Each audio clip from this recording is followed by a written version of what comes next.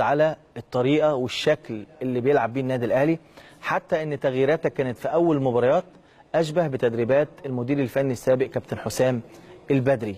بعد كده ابتدينا نشوف عدد من اللاعبين. ظروف اول مباريات كانت ماشيه ازاي، وهل انت حاولت تحافظ على الطريقه والتغييرات بشكل مقصود ولا ما كانش لسه في معرفه بكل اللاعبين؟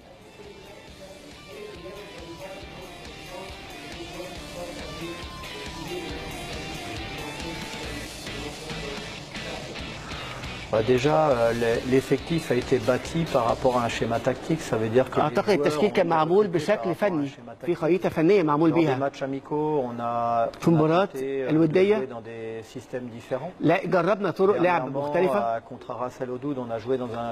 يعني اعتقد قدام حرس الحدود المباراه الاخيره لعبنا بطريقه مختلفه 4-4-2 avec les joueurs tenter d'autres schémas de jeu. وفي ماتشات تانية بخلي اللعيبه بتلعب بطرق مختلفه عن 4-4-2. Pour moi, c'est pas, vous savez, d'arriver en طبعا voulant الهدف accaparer une identité. مش نحقق ان هويه فنيه، الهويه هي النادي، هويه اللعيبه هي النادي الاهلي. انا بشوف ان الطريقه اللي بلعبها هي الطريقه اللي بتناسب اللعيبه المتاحه بالنسبه لي والمباراه القسم اللي هلعب قدامه. انا مش جاي هنا عشان ابين ان انا مختلف او احاول اظهر حاجه مختلفه. انا عايز ابني فريق يقدر ينافس بناء على تفكيري وتحليلي. وكان تفكيري وتحليلي كنت شايف ان اخلي اللعيب يلعب بنفس طريقه اللعب اللي بيلعبوا اللي يلعب بيه ويبقى منافس وبيحقق نتائج كويسه. ومع الوقت المفروض نغير طبعا شويه شويه ونأقلم ونطبق طريقه اللعب دي مع اللعيبه المتاحه عندي بامكانياتهم واسلوب لعبهم عشان يمشي في الاتجاه الصحيح، علشان برضو ما يحصلش نوع من الدربكه الفريق ما نربكوش، وعشان برضو الفريق يبقى منافس ونقدر. لان عارف الفرقه دي وصلت لنهائي بطوله افريقيا السنه اللي فاتت، ما ينفعش اجي ارمي كل حاجه برغم ان النتائج السيئه اللي حصلت، لكن الفرقه دي كويسه وصلت نهائي بطوله افريقيا، فلازم احافظ على القوام ده واشتغل عليه واحاول احسن منه.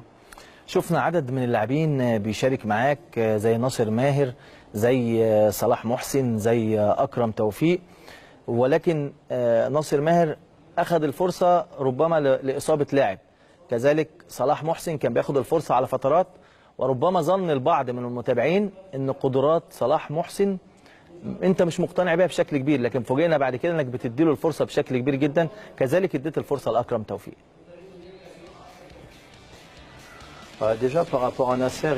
بالنسبه لناصر عمل موسم كبير وموسم قوي مع سموحه السنه اللي فاتت. بالنسبه لي كان لازم فتره تاقلم. Nasser a compris l'exigence et la différence entre le fait de faire une saison très encourageante. ناصر طبعا بالنسبه لي الموسم اللي فات انه راجع، يعني الموسم ما كانش ما حققش طبعا افضل نتائج زي النادي الاهلي، بس رجع بيلعب في مركز ثاني، مركز نمره 10 تحت رؤوس الحربه. معناه ده لعيب مهم جدا في الفريق، وناصر فهم عشان يعني يبقى جدير بالمكان ده لازم يشتغل على نفسه كويس قوي. وانا سعيد جدا بادائه وبتركيزه في التمرين، واتمنى يكمل في التركيز ده عشان يبقى موجود معانا على طول. بالنسبه لصلاح، صلاح موهبه، لا بصراحه انا بعتبره ده جوهره، لعيب عنده امكانيات استثنائيه. Et je suis très fier de ça là, notamment. وانا فخور جدا جدا بيه خصوصا في الاسابيع الاخيره. ان انا دخلته في الفريق وهو لعيب موهوب وهو اشتغل على نفسه كويس عشان ينجح، وهو ده اللي عمله في الاسابيع الاخيره. لعيب موهوب من غير ما يكون عنده روح كويسه وعمل كويس ما ينفعش ينجح.